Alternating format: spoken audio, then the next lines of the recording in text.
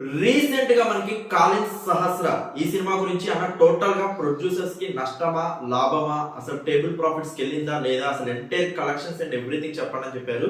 So కాలిన్ సహస్ర మనకి overall గా budget వచ్చేసి 2.5 కోట్ల దాకా మనకి సినిమా బడ్జెట్ అయిందని చెప్పేసి ఇప్పటివరకు వస్తున్న అప్డేట్. అండ్ మనకి ప్రమోషన్స్ కూడా సినిమా రిలీజ్ ముందు చాలా గట్టిగానే చేశారు కాబట్టి ప్రమోషన్స్ తో కలుపుకొని సినిమా ఓవరాల్ గా ప్రొడ్యూసర్స్ 3 కోట్ల దాకా ఖర్చు పెట్టారు అని చెప్పేసి ఇప్పటివరకు వస్తున్న అప్డేట్. సో 3 కోట్లకి సినిమాని ఆల్రెడీ డిజిటల్ గా అండ్ శాటిలైట్ గా అమ్మడం ద్వారా సినిమా రిలీజ్ కి ముందే ఆల్మోస్ట్ రికవర్ అయిందని చెప్పేసి ప్రజెంట్ ఇన్సైడ్ ఉన్న టాకు. సో ఏదైతే ప్రొడ్యూసర్స్ స్పెండ్ చేశారో ఆ ఎంటైర్ అమౌంట్ మనకి ప్రొడ్యూసర్స్ కి అయితే వచ్చేసిందంట. అండ్ కొన్ని చోట్ల డైరెక్ట్ గా మనకి డిస్ట్రిబ్యూటర్స్ కానీ ఎగ్జిబిటర్స్ కానీ రిలీజ్ టైంలో మనకి కొన్ని చోట్ల డైరెక్ట్ గా సినిమాని సేల్ చేశారు. సో కొన్ని చోట్ల మనకి ఏదైతే distributors and exhibitors hand side మనకి సినిమా అయితే రిలీజ్ చేయడం జరిగింది.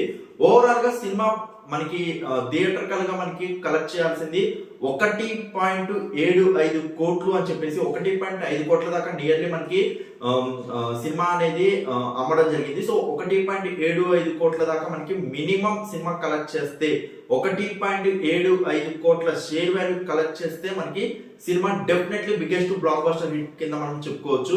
బట్ సుధీర్ గారి ప్రీవియస్ మూవీ గాలోడు సినిమా ఏదైతే ఇంపాక్ట్ క్రియేట్ చేసిందో థియేటర్ కాడ మనకి కాలిన్ సహస్ర అంత ఇంపాక్టబుల్ అయితే క్రియేట్ చేయలేదు. రివ్యూస్ ది బెస్ట్ గానే వచ్చాయి, న్యూ స్టోరీ బాగానే ట్రై చేశారు అని చెప్పిన ఆడియన్స్ పుల్లింగ్ అయితే అంత కరెక్ట్ గా జరగలేదు. నియర్లీ మనకి ఒక 45 to 50 lakhs ఆఫ్ షేర్ ని నియర్లీ ఆల్మోస్ట్ 1 కోటి దాకా మనకి గ్రాస్ వాల్యూని కలెక్ట్ చేసిందని ఇప్పటి వరకు వస్తున్న అప్డేట్.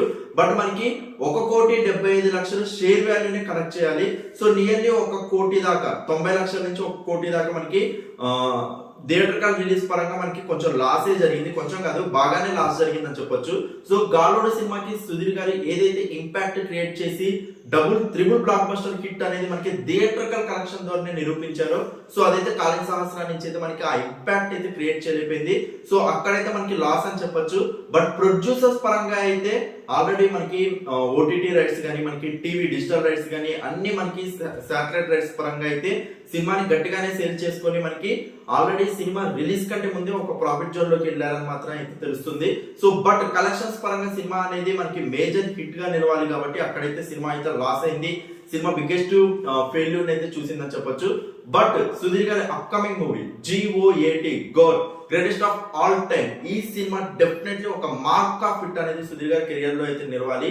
అది ఎంతైనా ఉంది ప్రెసెంట్ ఇండస్ట్రీలో తనని తను ఇంకా గట్టిగా నిరూపించుకోవాలనుకుంటే ఈసారి మాత్రం కంపల్సరీ బిగ్గెస్ట్ ప్రమోషన్స్ తో పాటు ఒక సోలో రిలీజ్ కానీ మరీ ఒక బిగ్గెస్ట్ రిలీజెస్ తో ట్రై చేయకుండా కాలిన్ సహస్రకి ఏవైతే మిస్టేక్స్ ట్రై చేశారో అలాంటి మిస్టేక్స్ ఏమి చూడకుండా ఒక ది బెస్ట్ రిలీజ్ డేట్ ని ఫైనల్ చేసుకొని రావాలని అయితే మనస్ఫూర్తి కోరుకుంటున్నాను. అండ్ ఆడియన్స్ లో ఆ సినిమాని మరింతగా తీసుకెళ్లాలి గోట్ అయితే చూడాలి. మరి ఆ సినిమా యొక్క ప్రమోషన్స్ కానీ ఎవ్రీథింగ్ ఎలా ఉంటుందో almost major part of shooting అయితే కంప్లీట్ అయింది.